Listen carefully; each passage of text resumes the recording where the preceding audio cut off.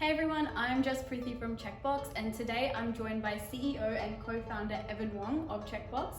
So what is legal automation and why is everyone talking about it?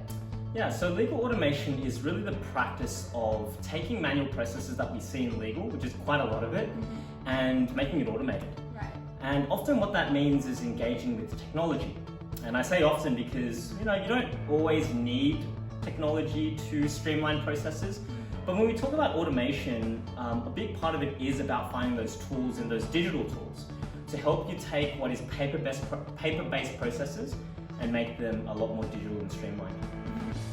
But what is really driving it? Well, there's a few drivers actually in the market. One of them is constant cost pressure and cost reduction.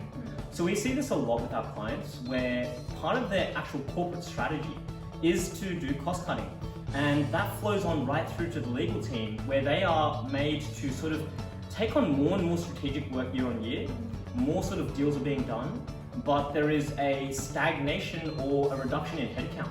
Yeah. So there's this huge drive for doing more with less, right? A phrase that you hear a lot in industry, doing more with less.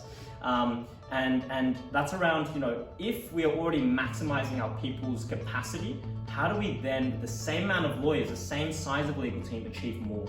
And that's where automation comes in, right? Another key thing is around access to data. So legal teams are becoming more and more conscious that they should be able to report on the activities that they're working on week to week, that they're able to present to the board or the CEO or the chief legal officer. This is how many hours we spend on X task. This is how many requests we get from this side of the business. And this is how long it takes us to complete these against our SLAs, right? And the beauty of automation isn't to just automate those processes, but to also create digital touch points that actually capture that information in the first place in order to actually report on that. Right? So we've got here like a cost driver, we've got a data driver, and then another driver is really around the experience back to the business. And that's, I think, one of the qualities that is often overlooked. How do we better improve the experience to our internal clients when they come and engage us for legal services?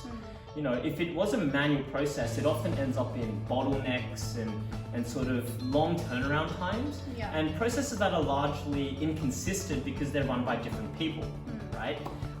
When you look at automation, you're taking the best practice, carefully designed process, and you're operationalizing it and scaling it across the business so that the end user business users can actually experience 24/7 access to digital tools, the best, most streamlined process to get to the result that they want, and to allow the lawyers to actually spend their time on the more high value tasks and get there sooner because they're not dealing with an NDA on the side, right?